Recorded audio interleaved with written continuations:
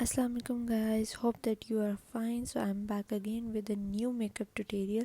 So basically आज का जो makeup tutorial है वो बहुत ही अच्छा tutorial है because it's an easy simple with two things. Just two things इसमें main important है और इसके अलावा जिन लोगों को बहुत ज़्यादा हैवी लुक नहीं पसंद होती and they वांना go for a function, तो फंक्शन के लिए जो है वो बहुत लाइट मेकअप भी नहीं अच्छा लगता. सो ये जो है ये बोल्ड और एलिगेंट मेकअप है जिसको आप अच्छे से इजीली अप्लाई कर सकते हैं for those who don't like heavy makeup. So यहाँ पे मैंने हुदा ब्यूटी की फाउंडेशन ली है 1.5 पन मैंने इसमें लगा दिया है. अब मैं इसको अच्छे से स्प्रेड करूँगी. जब आप अच्छे से स्प्रेड कर लेते हैं अपने ओवरऑल फेस के ऊपर, फिर ये होता है कि वो आपकी जो फाउंडेशन होती है वो एडजस्ट हो जाती है आपके रूम टेम्परेचर के साथ. जब वो रूम टेम्परेचर के साथ एडजस्ट हो जाती है तो वो बहुत अच्छे तरीके से ब्लेंड हो जाती है और लॉन्ग लास्टिंग वेयर यूज़ होती है. फिर वो ख़राब नहीं होती. या अगर कुछ लोगों को ग्रेश फील होती है तो वो उस तरह वो ग्रेश वगैरह भी फील नहीं होती है. वो अच्छे से एडजस्ट हो जाती है. जितना अच्छा आप उसको ब्लेंड करेंगे उतनी अच्छी आपकी फाउंडेशन बनती है और लॉन्ग लास्टिंग चलती है. सो यहाँ पे मैं जो अच्छे से अपनी फाउंडेशन को अप्लाई कर देती हूँ. मैं कोई भी चीज़ स्किप नहीं करती हूँ, लेकिन ये कि मैं इसको फास्ट मूव कर देती हूँ ताकि कि जल्दी कवर अप हो जाए. सो ये लगाने के बाद जो है as usual I am using the loose powder, face powder. Okay, so basically ये होता है कि face powder I already roll you कि स्वेट वगैरह हो रही हो आपको तो वो उसको कवर अप कर लेता है. सो यहाँ पे मैं क्रिस्टाइन का अच्छे से फेस पाउडर ओवरऑल लगा रही हूँ जिससे जो है वो फेस को एक कवरेज मिल जाती है, एक अच्छी कवरेज मिल जाती है. फेस पाउडर को हमेशा टैप टैप करके लगाना चाहिए. इससे जो है वो बहुत ज़्यादा एक्सेस ऑफ फेस पाउडर नहीं लगता स्पंज के ऊपर, सिर्फ नॉर्मल लगता है और नॉर्मली आपकी स्किन के ऊपर जितना रिक्वायर्ड हो.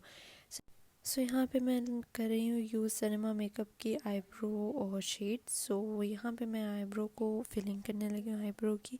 As you can see that eyebrow को फिल करने से जो है वो एक ओवरऑल लुक बहुत अच्छी निकल आती है फेस की ओवरऑल मेकअप लुक के साथ.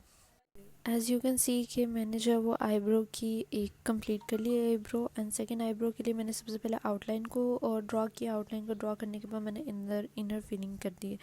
सो यहाँ पे मेरी जो आईब्रो ऑलमोस्ट कंप्लीट हो गई है. सो है you can see that I completed my eyebrow. So eyebrow complete करने के बाद I am going you to use the technique. So basically यहाँ पे मैं मैक की फाउंडेशन यूज़ कर रही हूँ. इसमें से मैं सिर्फ सिंगल ब्राउन शेड यूज़ कर रही हूँ, यानी कि आप किसी भी पैलेट से जो है वो ब्राउन शेड ले सकते हैं. Here I'm using the Crystine eye brush set. So यहाँ पे पहले मैंने टेप ली है. अगर किसी से अच्छे से मेकअप नहीं होता तो यहाँ पे वो लोग पेपर टेप लेके, जैसे कि मैंने आईब्रो की एंड पॉइंट से और नीचे आई की इनर कॉर्नर तक लगाई है. सो इसी तरह आप भी लगा सकते हैं. इससे बहुत अच्छी मेकअप फिनिश होती है और जिनका लाइनर अच्छा नहीं लगता इससे लाइनर भी अच्छा लग सकता है. सो यहाँ पे मैंने अप्लाई कर दिया था. वो डमी थी तो जिसकी वजह से ना वो उस पर इतनी ख़ास स्टिक नहीं हो रही थी, बट ये कि ह्यूमन आई पे बहुत अच्छी तरह स्टिक होती है क्योंकि मैंने मोस्टली यूज़ किया. It's my personal experience, so I know about that. So यहाँ पे मैंने लगाने के बाद उसको, इसके बाद मैंने सिर्फ हल्का सा ब्राउन शेड लिया है. हल्का सा ब्राउन शेड लेने के बाद मैंने उसको अच्छे से जो है वो राउंड मोशन के अंदर बिल्कुल सॉफ्ट हैंड्स के साथ जो है वो मैंने अप्लाई करना शुरू किया है. As you can see that कि कितने अच्छे तरीके से मैं और बहुत ही ज़्यादा सॉफ्ट हैंडेड के साथ जो है वो मैं इसको यूज़ कर रही हूँ. जितना आप सॉफ्ट और जितना लाइट शेड लेके अप्लाई करेंगे उतना ही अच्छा जो है वो आई शेड लगेगा आपकी आईज़ के ऊपर. यू कैन सी कि मैं कितने अच्छे तरीके से ब्लेंड कर रही हूँ. सो यहाँ पर I am trying to complete my shades. So जैसे ही मेरे शेड्स हैं वो कंप्लीट हो जाते हैं, जितना अच्छा आपका शेड लगा होगा ना उतनी अच्छी फिनिश आएगी. सो first of all you should make sure कि आपकी फिनिशिंग बहुत अच्छी हुई हुई हो, अच्छी ब्लेंडिंग हुई हुई हो, अच्छी फिनिशिंग भी हो. और बहुत सॉफ्ट हैंड से आप करेंगे तो ही फिनिशिंग अच्छी होगी, ज़्यादा डार्क करेंगे तो नहीं होगी. सो यहाँ पे मैं यूज़ कर रही हूँ liner. This is a main thing. So first of all I am going to apply the wing liner. मैंने इसी के ऊपर ही स्ट्रेट जो है वो लाइन लेके गई हूँ आगे की तरफ. And then I just take it backward to the outline. सबसे पहले लाइनर की सबसे पहले हम यहाँ पे विंग लाइनर की जो है वो शेप क्रिएट करेंगे. जितनी अच्छी आप पहले आउटलाइन क्रिएट कर लिया करें देन उसके अंदर फिनिंग किया करें, क्योंकि आउटलाइन क्रिएट होने से फिर ये होता है कि आपको अंदाज़ा हो जाता है कि आपका लाइनर ठीक है या नहीं है. सो यहाँ पे मैंने एक पहले लाइन क्रिएट की है जो कि टेप के बिल्कुल साथ है और ला के मैंने उसको आईलेट तक अप्लाई कर दी है। देन उसके बाद मैं इनर कॉर्नर से लेकर आउटर कॉर्नर की तरफ आऊँगी एंड देन इसके बाद मैं इसके अंदर फिनिंग करूँगी। As you can see that कि मैं उसको फिनिंग कर रही हूँ, क्योंकि स्टार्टिंग में आप जब रफ लाइन ड्रॉ करते हैं तो वो रफ लाइन होती है। देन उसके बाद आप उसको अच्छे से उसके अंदर जब फिनिंग करते हैं then you can apply the perfect line. And then उसके बाद जो बाकी आपकी रिमेनिंग जो थोड़ी बहुत आपको लाइन ऊपर नीचे या लग रही हो तो फिर आप उसको फिनिशिंग लाइन क्रिएट कर सकते हैं। सो यहाँ पे मेरा लाइनर जो है वो ऑलमोस्ट कंप्लीट हो चुका है। As you can see that liner complete होने के बाद मैंने सबसे पहले टेप रिमूव किया ताकि आप देख लें कि आपकी जो लाइन है वो उसके अकॉर्डिंग ही है, मतलब कुछ ज़्यादा ऊपर तो नहीं है।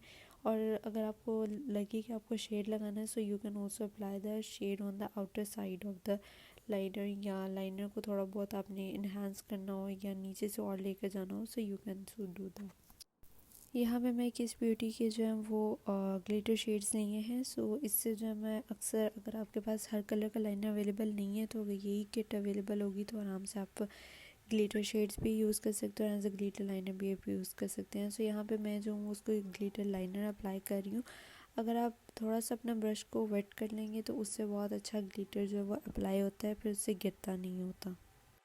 एज यू कैन सी कि मैंने उसी विंग लाइनर के ऊपर ऊपर उसकी लाइन क्रिएट की। If you have a glitter liner, silver colour का लाइनर है तो आप सिल्वर कलर का लाइनर भी अप्लाई कर सकते हैं। सो यहाँ पे मैं मैग्नेटिक लैशेस ही यूज़ कर रही हूँ। So as you can see that applicator liner and lashes. So इसके साथ ही हम उसको अप्लाई कर देंगे।